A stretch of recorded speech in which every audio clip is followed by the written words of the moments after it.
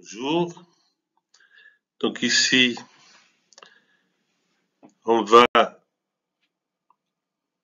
euh, traiter la série numéro 1 du module thermodynamique 1, la filière SMP et de la filière SMC S1. Donc dans cette série, on va voir un certain nombre d'exercices. On va voir l'exercice 1 et l'exercice 2 qui traitent des fonctions, de leurs dérivées partielles, première et seconde, normale comme croisée. Après, on verra l'exercice 3 dans lequel on va voir les fonctions d'état des systèmes thermodynamiques qui sont en fonction des variables d'état, la pression et volume et température, et on va établir les relations qui existent entre ces variables qui dépendent les unes des autres, implicitement ou explicitement.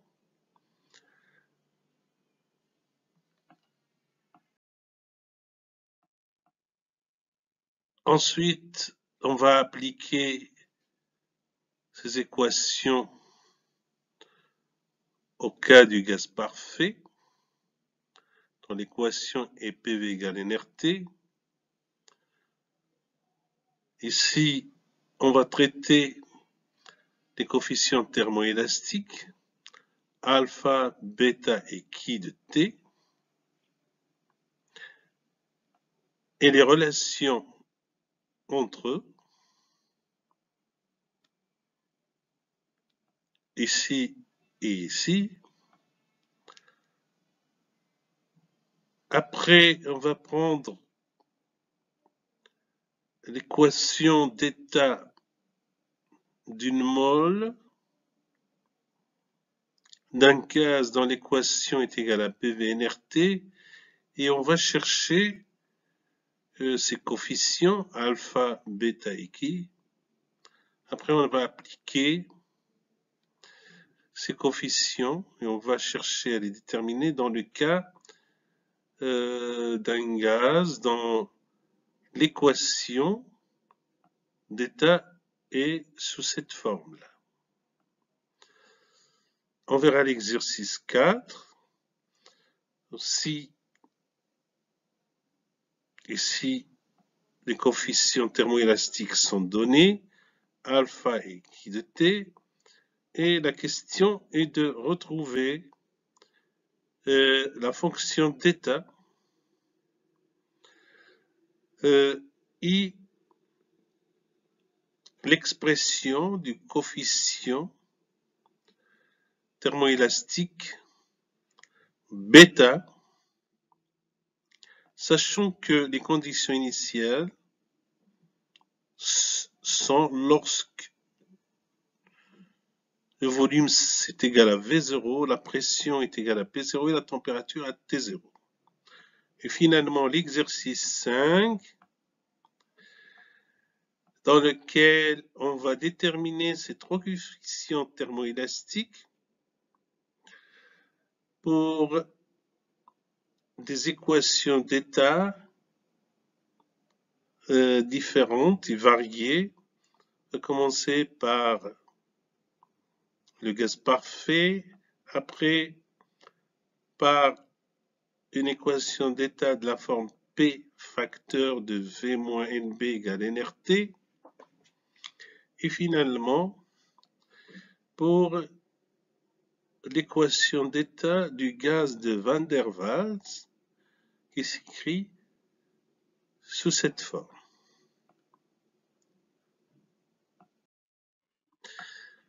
Bon, ceci dit, on va commencer par l'exercice 1.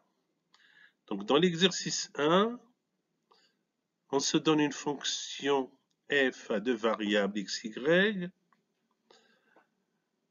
qui s'écrit sous la forme de x3 plus 2xy plus 4x2. Premièrement, on va calculer la dérivée partielle première, ou plutôt les dérivées partielles premières. La première par rapport à x et la seconde par rapport à y. Et ensuite, on va déduire la différentielle de f, c'est-à-dire d de f. Après, dans la question 2, on va calculer les dérivées partielles secondes, normales et croisées. Et finalement, on va montrer que df est une différentielle totale exacte dans la question numéro 3. Alors, des petits rappels vite, c'est pour se mettre dans le contexte. Il faut savoir que P, V et T sont des variables d'état et que la fonction d'état ou l'équation d'état va être de la forme f d'une fonction de pression, température et volume égale à 0. Lorsqu'on dit qu'une fonction est de classe n, cela veut dire qu'elle est dérivable jusqu'à l'ordre n. df est dite, la forme différentielle df est une différentielle totale et exacte. Par contre, une forme différentielle de la forme delta W minuscule ne peut être une différentielle totale exacte que si les dérivées croisées de ces termes sont égales 2 à 2. Ça veut dire qu'il faut qu'il vérifie le théorème de Schwarz. Dans ce cas, la forme différentielle delta W est égale à df. Et la primitive de f existe.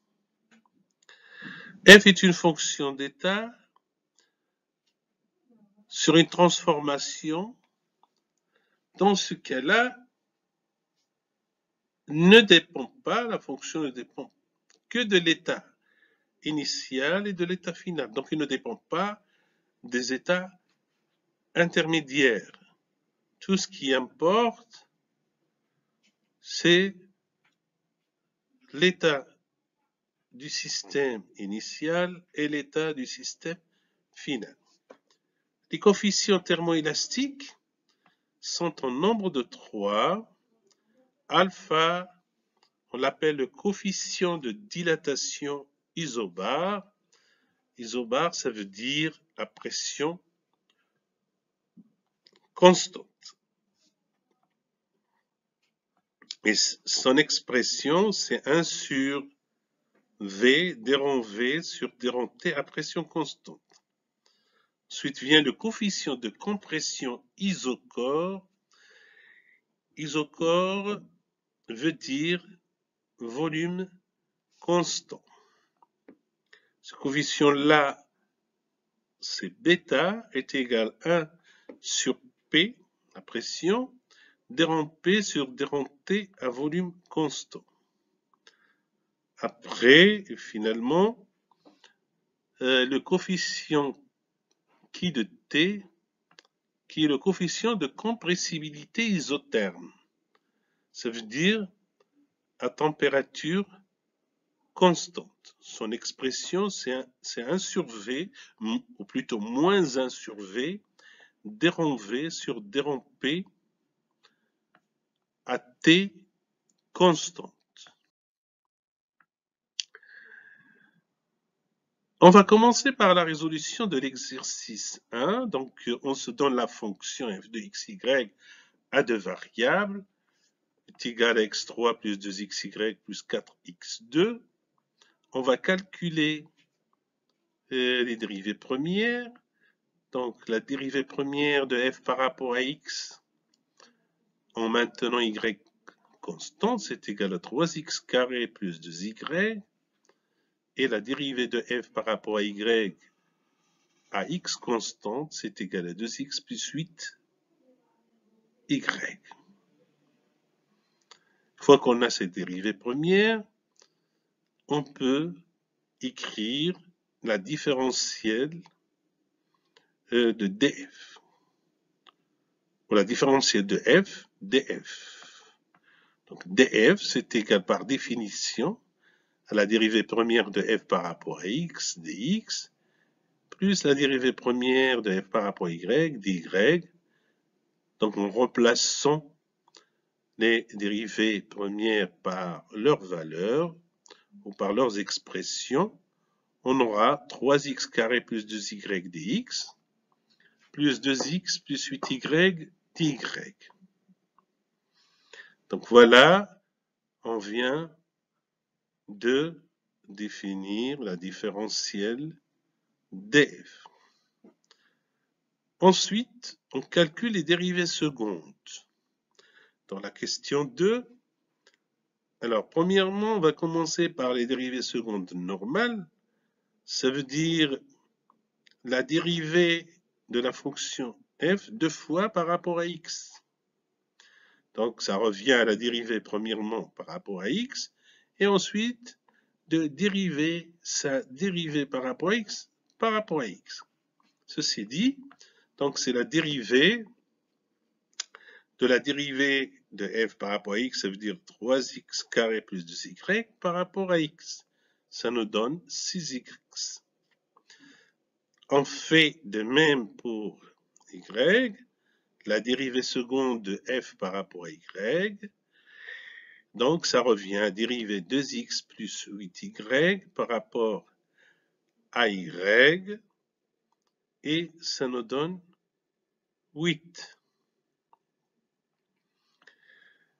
Deuxièmement, on calcule les dérivées secondes croisées. Ceux-là sont très importantes parce que c'est eux qui définissent si une différentielle est totale exacte ou non.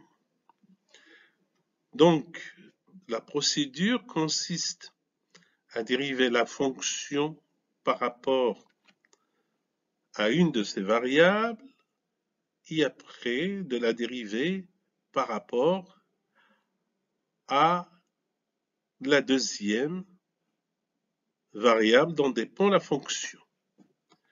Alors ici, on dérive en premier la fonction f par rapport à y, et le résultat trouvé, on va le dériver par rapport à x. Et comme la dérivée de f par rapport à y, on l'avait déjà déterminée ici, donc on va la prendre et la dériver par rapport à x. Et le résultat, c'est égal à 2. En considérant bien sûr ici que y est constant. Donc la dérivée de 8y égale à 0. De la même façon, on va calculer la dérivée croisée, premièrement par rapport à x et ensuite par rapport à y. Donc ça revient à dériver de la dérivée première de f par rapport à x par rapport à y. Donc on prend la dérivée de f par rapport à x, c'est 3x carré plus 2y, et on la dérive par rapport à y en maintenant x constant.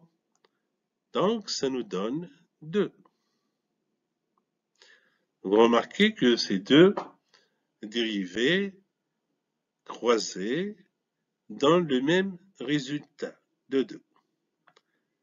Donc, après comparaison, ça c'est la réponse à la question 3, après comparaison des deux dérivées croisées, on constate qu'elles sont égales. sont égales.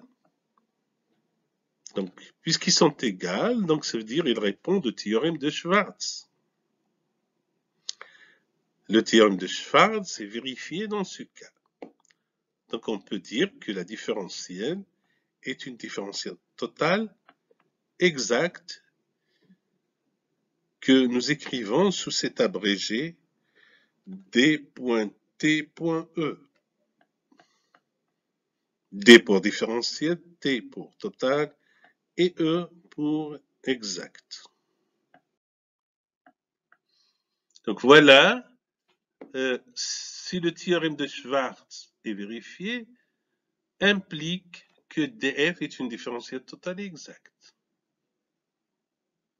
Et si df est une différentielle totale exacte, implique dans l'autre sens que cette égalité est obligatoire. Donc c'est d'où le signe là qui veut dire équivalent. Si on a le résultat de gauche, automatiquement on aura le résultat de droite. Si on a la condition de droite, implique automatiquement qu'on aura le résultat de gauche. Maintenant, on va traiter l'exercice 2. Alors, l'exercice 2, on complique un petit peu le problème, c'est qu'on rajoute une troisième variable, z. Donc, notre fonction f dépend de x, y, z. C'est une fonction à 3 variables et qui s'écrit 4x carré plus 3yz plus xz carré. On doit calculer en premier lieu les dérivées premières. Alors dans ce cas-là, il faut bien avoir en tête que lorsqu'on dérive f par rapport à x, y et z doivent être maintenus constants. Et lorsqu'on dérive f par rapport à y, alors c'est x et z qui vont être constants.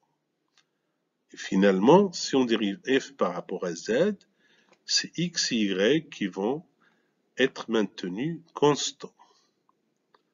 Et après, on va déduire la différentielle df.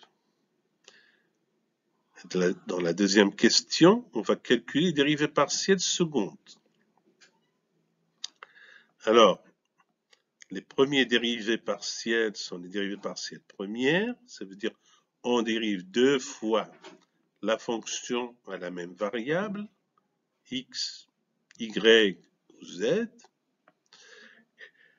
Et après, on va procéder au calcul des dérivées croisées. Ça veut dire des dérivées croisées de second ordre. Donc on dérive en premier par rapport à une variable et une deuxième fois par rapport à une autre, comme c'est écrit ici. Et dans la troisième question, on va montrer que df est une différentielle totale exacte. Alors voilà, on prend la fonction et on va commencer à calculer la dérivée première de f par rapport à x en maintenant y et z constants, et ça nous donne 8x plus z carré. La dérivée de f par rapport à y en maintenant x et z constants nous donne 3z, et la dérivée de f par rapport à z avec x et y constant, c'est égal à 3y plus 2xz. On va introduire ça dans la différentielle de f, ça veut dire df, et on aura df est égal à ceci. Donc ça, c'est l'expression de la différentielle de la fonction f dans ce cas-là. Dans la deuxième question, on calcule dérivée seconde normale Et après, les dérivées secondes croisées. Premièrement, on calcule les dérivées secondes normales. Donc, on dérive la fonction deux fois à une même variable en maintenant les deux autres constantes. Dans le premier cas, c'est y et z qui se maintient constant et on dérive deux fois la fonction f par rapport à x. Donc on prend la dérivée première de f par rapport à x et on la dérive par rapport à x en gardant y et z constants. Et ça nous donne 8. La même chose pour la dérivée seconde de f par rapport à y en maintenant x et z constants. Donc on prend la dérivée de f par rapport à y est égale à 3z et on la dérive par rapport à x.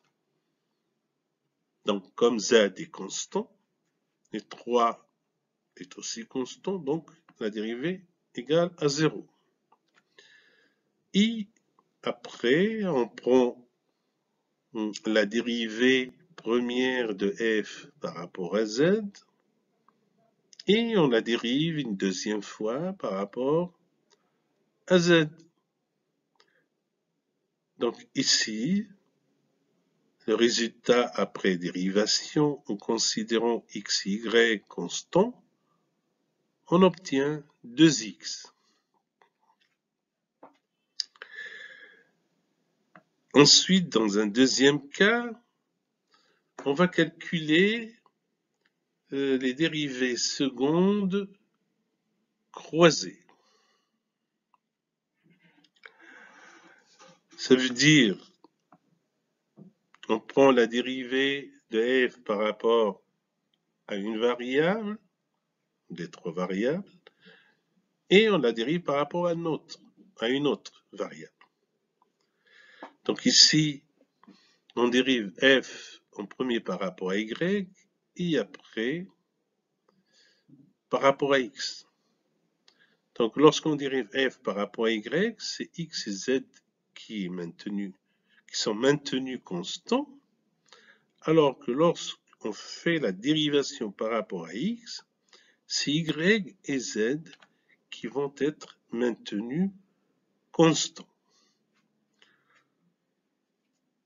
Donc les variables qui restent constantes sont toujours les variables par rapport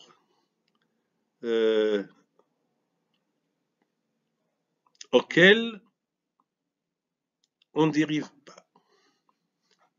Donc ici, on dérive par rapport à x, et les variables par rapport auxquelles on ne dérive pas, si c'est ici y et z, et dans ce cas-là, c'est x et z. Donc voilà, on prend la dérivée première de f par rapport à y est égale à 3z, et on la dérive par rapport à x. Donc ici, z est constant. Ça nous donne 0. Maintenant, on inverse les rôles. On dérive premièrement par rapport à x. On dérive la fonction f premièrement par rapport à x et ensuite par rapport à y. Qui à chaque fois,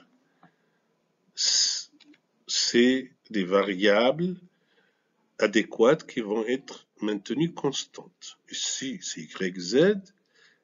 Et après, par rapport à y, c'est x, z. Donc voilà, on dérive la dérivée première de f par rapport à x.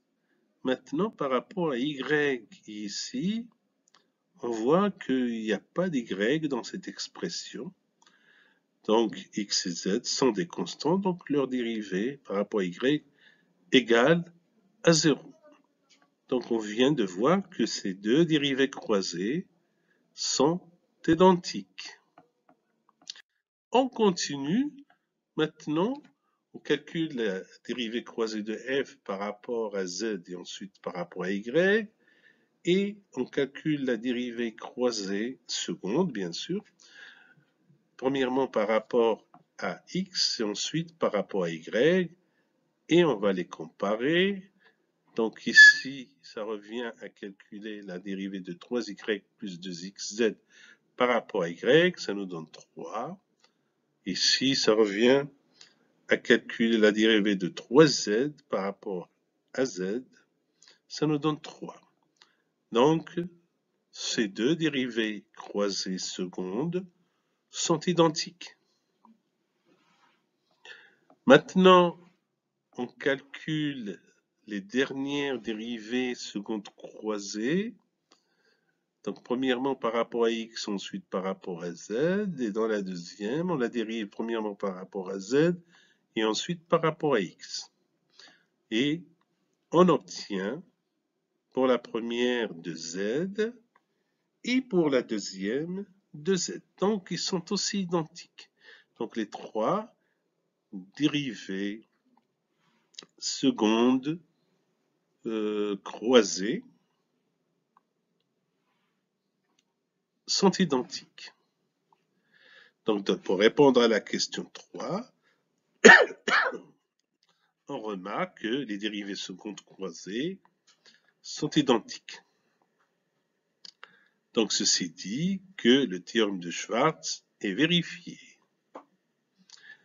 Donc, on peut dire aisément que df est une différentielle totale et exacte. C'est une DTE. On constate que les dérivées croisées sont égales 2 à 2, comme stipule le théorème de Schwartz, c'est-à-dire ceci, et implique que df est une DTE. L'inverse est aussi vrai. Si df est une DTE, donc on aura les dérivées croisées sont identiques.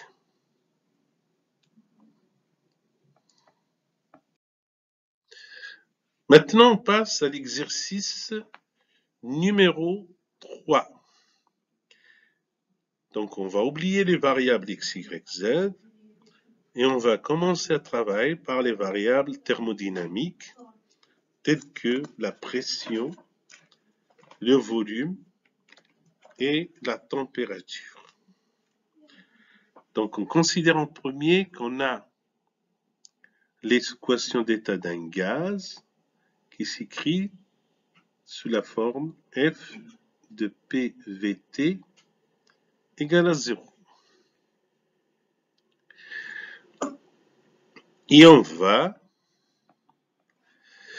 vérifier ces relations-là que nous avons déjà vues dans le cours.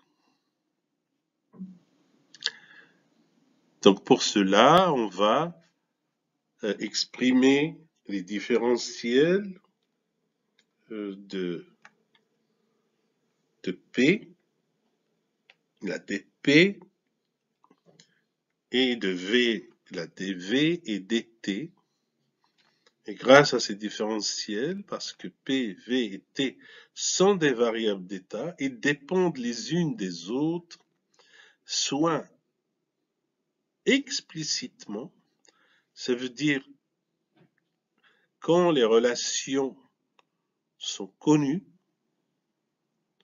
de leur dépendance, ou bien implicitement lorsqu'on n'arrive pas à les exprimer analytiquement. Donc grâce à ça, on va montrer ces relations-là qui existent entre les dérivées premières de ces variables. Ensuite, dans la question 2, on va essayer de vérifier ces relations-là dans le cas d'un gaz parfait. L'équation d'état d'un gaz parfait, ça veut dire le FPVT égale 0, c'est égal à PV NRT. Donc on fait passer NRT de l'autre côté, on aura PV moins NRT égale à 0. Donc N, c'est le nombre de moles, et R, c'est la constante des gaz parfaits.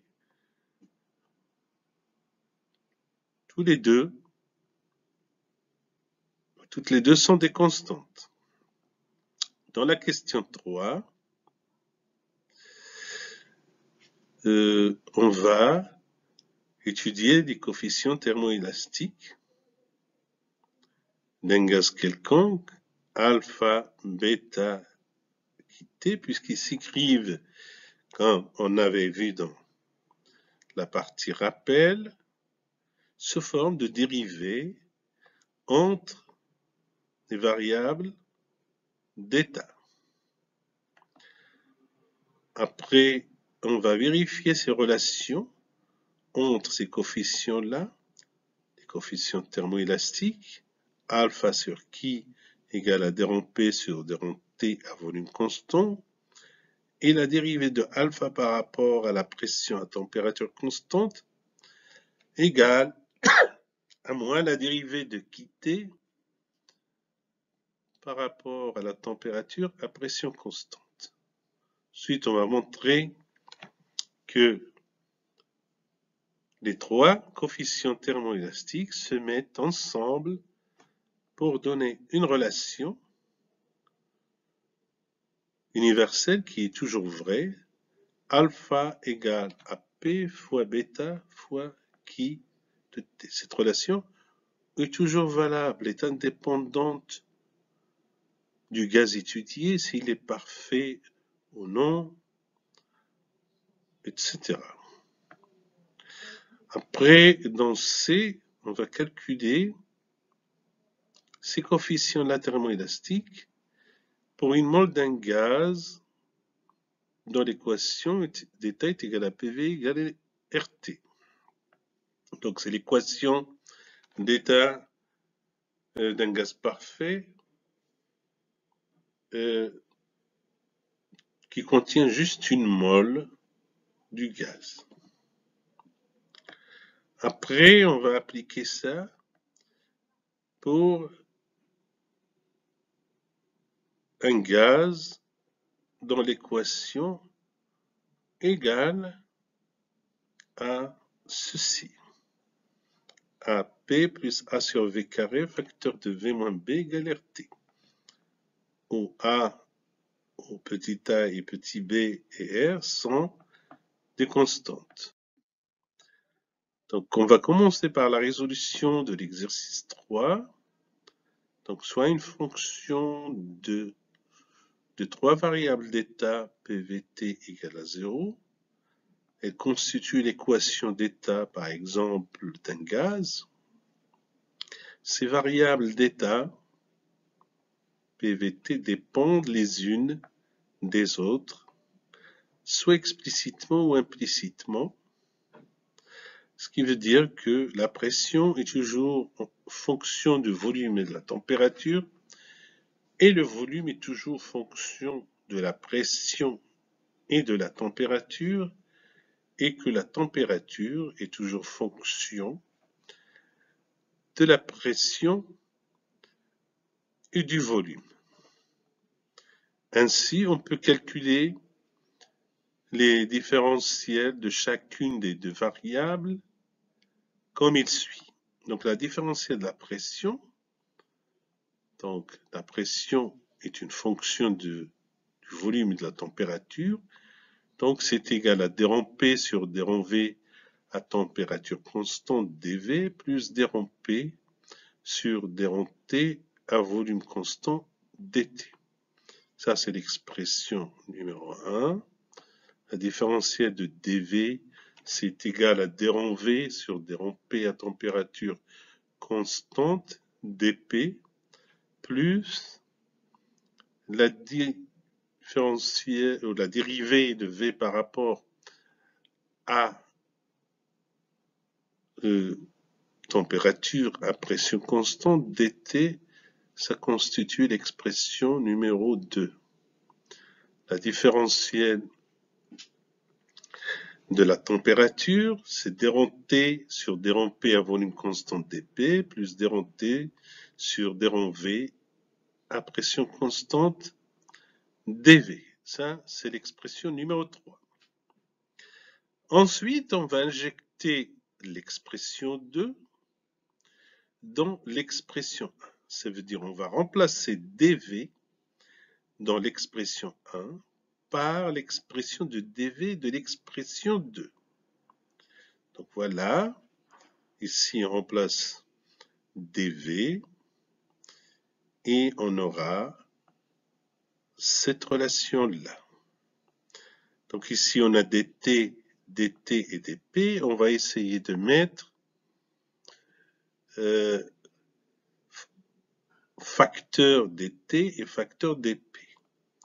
Donc après, on va regrouper les termes en dp et les termes en dt et on va arriver à ces deux termes. Donc d p sur d v à t constant d v sur d p à t constant dp et d p sur d v à température constante fois d v sur d t à pression constante plus d p sur d t à volume constant dt.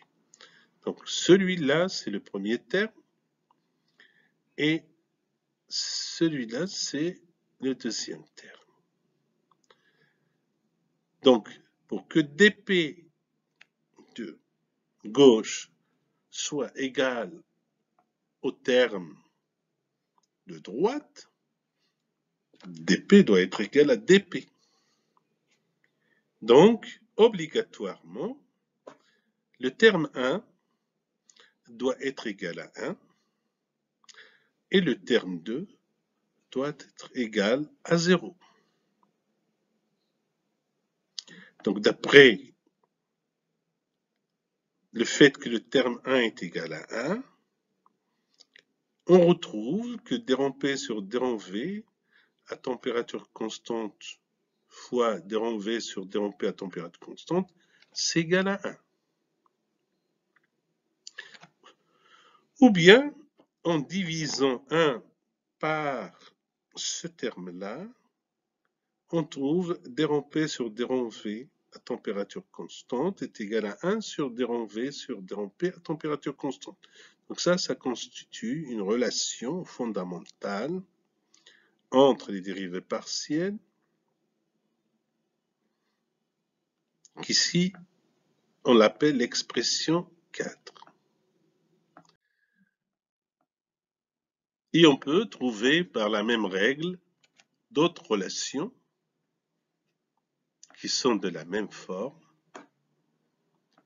comme d sur d à volume constant, c'est égal à 1 sur d sur d à volume constant. d sur d à pression constante, c'est égal à 1 sur d sur d à pression constante.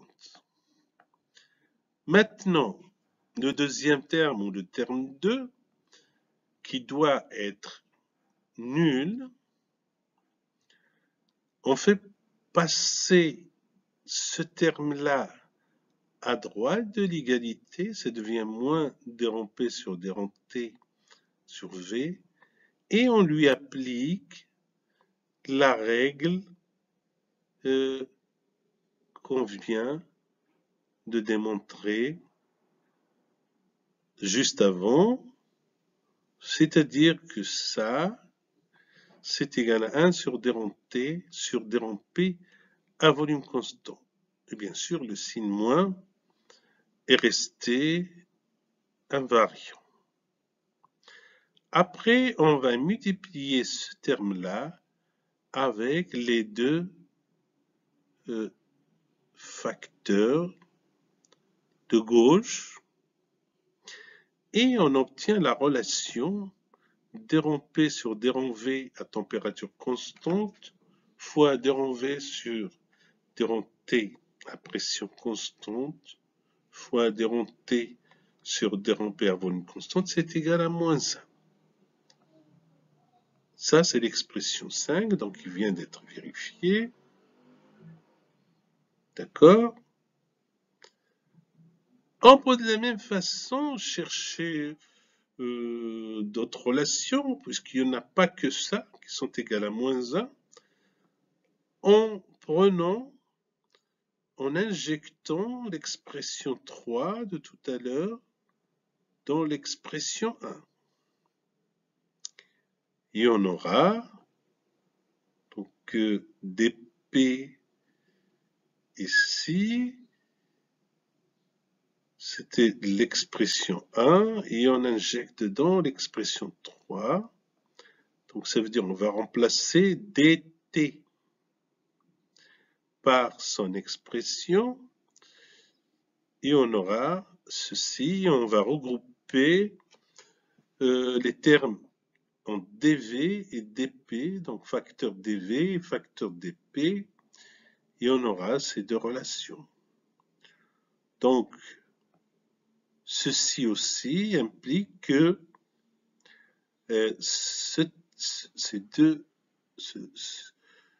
ce produit-là doit être égal à 1, ce qui veut dire que d rond t sur d rond p à volume constant est égal à 1 sur d rond p sur d rond t à volume constant. C'est ce qu'on avait déjà prévu ici. Alors que avec ici le premier terme, il doit être nul. Pour que ça fasse 0 fois dv, donc ça va disparaître. Tout ce terme-là, il va rester que dp. Et à partir de celui-là, on obtient la relation d rond v sur d rond p à température constante fois d rond p sur d rond t à volume constant fois d rond t v à pression constante est égal à moins 1. Donc voilà, on vient de trouver une deuxième relation entre les dérivées partielles de ces variables d'état, pression, volume, température, qui satisfont à cette relation qui est égale à moins 1. Donc si vous regardez bien, lorsqu'on a le volume ici, on l'a ici. Lorsqu'on a température ici, on l'a ici. Et vers les deux bouts, il y a la pression. Donc ça peut être un repère pour réécrire toutes les relations qui peuvent être égales à moins 1. Ici pareil, V est là, V est là, ils sont aux extrêmes. Et après ici pression, pression sur cette diagonale et température, température sur cette autre diagonale. Voilà cette relation, ça constitue l'expression 6. Maintenant, on va procéder aux vérifications. On va prendre le cas d'une équation d'état pour un gaz qui est de la forme PV égale nRT. N et R, on avait dit, sont des constantes. N, c'est le nombre de moles. Et R, c'est la constante des gaz parfaits. Alors, pour l'expression 4 de tout à l'heure, nous avons, lorsqu'on va dériver la pression par rapport au volume, puisque P ici est égal à nRT sur V, lorsqu'on va le dériver par rapport au volume, on va trouver moins nRT sur V carré. Et on dérive l'autre, dérivée première, c'est d rond V par rapport à d rond P à température constante. Donc, V, c'est égal à nRT sur P. Donc, lorsqu'on va la dériver par rapport à P, c'est moins nRT sur P carré. Donc, on va prendre la formule de l'expression 4 et on va voir si il va donner 1 pour satisfaire à la règle. Donc, on remplace d rond P sur d rond V et on remplace d rond V sur d rond P à température constante par leurs expressions ici et celle de d rond P sur d rond V, on l'a vu dans la diapo d'avant. Donc, ça nous donne nRT sur PV au carré. Or, nRT, c'est PV. Donc, c'est PV sur PV au carré, donc c'est égal à 1. Donc, on vient de vérifier cette relation-là. Dans l'expression 5, on doit d'abord calculer la dérivée première suivant de la température par rapport à la pression. Pour le cas du gaz parfait, PV égale nRT. Donc, ça nous donne V sur nR. Donc, il nous manquait ça, et les autres, la dérivée de V par rapport à P, on l'a ici, et la dérivée de P par rapport à V, on l'a dans la diapo d'avant. Donc, on remplace par leurs expressions. Ça veut dire dρ P sur dρ V, c'est moins nRT sur V carré. dρ V sur dρ T. Donc, V est égal à nRT sur P. Et lorsqu'on la dérive par rapport à P, c'est nR sur P. Et dρ T sur dρ P, c'est égal à V sur nR. Donc, c'est égal à ceci. On va vérifier si ça va nous donner moins 1. Donc, on voit qu'on peut simplifier par les nR ici. nRT, c'est PV. Donc, on simplifie par V, V et V carré. Et on simplifie P par la pression. Il nous reste moins 1, donc c'est bien égal à moins 1. Donc, on vient de vérifier que ce produit-là, c'est bien égal à moins 1.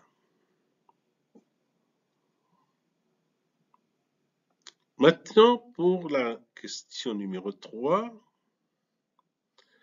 relation entre les trois coefficients thermoélastiques. Alors, pour la relation entre le coefficient alpha équité, donc ça veut dire cette relation-là, on va remplacer alpha équité par leurs expressions, par leur définition. Alpha, c'est 1 sur V dρ V sur dρ T à pression constante. Équité, c'est moins 1 sur V dρ V sur dρ P à température constante. Donc on simplifie 1 sur V par 1 sur V. Il va nous rester ceci, ce terme-là. Et celui-là, en appliquant la règle ici, donc c'est dρ P sur dρ V à température constante qui multiplie dρ V sur dρ T à pression constante avec le signe moins. Donc alpha sur kt, c'est égal à ce produit-là. Maintenant, on va faire appel à cette deuxième relation fondamentale qui est égale à moins 1. Et ça nous donne ceci, que dρ P sur dρ V à température constante fois dρ V sur à pression constante, c'est égal à moins 1 sur dρ T sur dρ P à volume constant. Donc on va la remplacer, ce qu'on vient de trouver là, on va remplacer ici, et on trouve finalement pour alpha sur qui de t, on trouve 1 sur dρ T sur dρ P à volume constant, et on applique la première règle entre les dérivées des variables d'état. Ça, c'est égal à dρ P sur dρ T à volume constant. Donc, le rapport de alpha qui T, c'est égal à d rond P sur d rond T à volume constant. Donc on vient de démontrer cette relation. Maintenant on s'intéresse à la deuxième relation, d rond alpha sur d rond P à température constante, c'est égal à moins d rond qui sur d rond T à pression constante. Alors pour le rapport d rond alpha sur d rond P, on remarque que alpha, on place alpha par son expression et on dérive. Donc l'expression de alpha, c'est 1 sur V d rond V sur d rond T à pression constante. Et on va dériver ceci par rapport à la pression.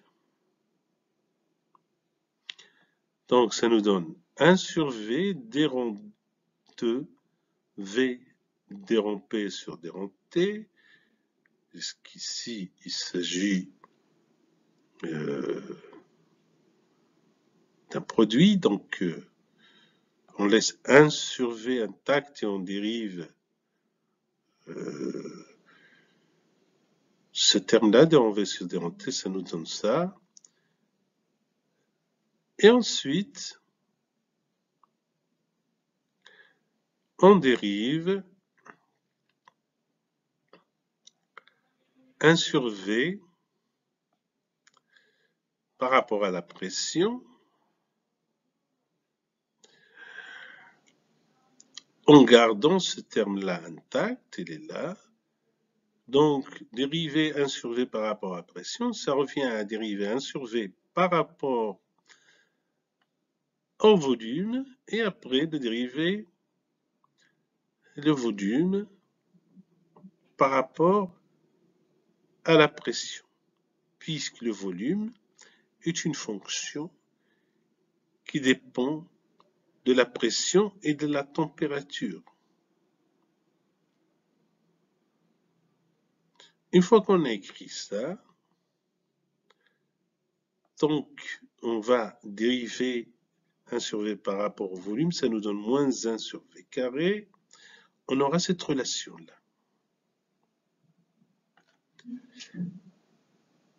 Maintenant, on va calculer la dérivée de T par rapport à la température à pression constante. Et le résultat qu'on va trouver, on va le comparer à celui-là pour voir s'ils sont identiques ou s'ils sont identiques à un facteur près. On va voir. Donc, on réécrit la dérivée qui de T sur T rond T à pression constante est égale à ceci, à la dérivée de l'expression de qui, ça veut dire moins 1 sur V d rond V sur d rond P, température constante, qu'on dérive par rapport à la température à pression constante. Donc on laisse le premier terme intact et on dérive celui-là, ça nous donne moins 1 sur V, d rond 2V sur d rond T, d rond P, et ensuite on dérive le premier terme en laissant le deuxième intact, il est là. Donc, d rond V sur d rond T, ça revient moins 1 sur V, la dérivée de moins 1 sur V par rapport à la température, ça revient à le dériver premièrement par rapport au volume, et ensuite de dériver le volume par rapport à la température. Voilà, ceci, c'est égal à la dérivée de moins 1 sur V par rapport à la température, fois le terme d rond V sur d rond P à température constante, que lui reste ici intouchable. Et on va dériver 1 sur V par rapport à ça, nous donne moins 1 sur V carré, avec le moins qui est là, ça devient plus. Donc, on met moins 1 en facteur et on retrouve cette forme-là. Et si on regarde, on compare cette forme-là et cette forme-là, on voit qu'ils sont identiques à un signe près. Donc ça, c'est égal à ça, à un signe près moins 1. Donc ça veut dire d rond alpha sur d rond P à température constante est égal à moins d rond qui de T par rapport à d rond T à pression constante. Donc cette relation est aussi universelle, celle-là, entre alpha équité et entre alpha équité aussi ici, indépendamment du gaz s'il est parfait ou non parfait. Donc, ces relations-là sont toujours vraies en thermodynamique, indépendamment des systèmes étudiés. Alors, dans petit b, on va prendre la relation de Ricci sous cette forme-là, égale à moins 1. Donc, comme vous avez vu déjà dans le cours que le produit des trois dérivés partiels des variables d'état, c'est toujours égal à moins 1, et on appelle ça l'équation de Ricci.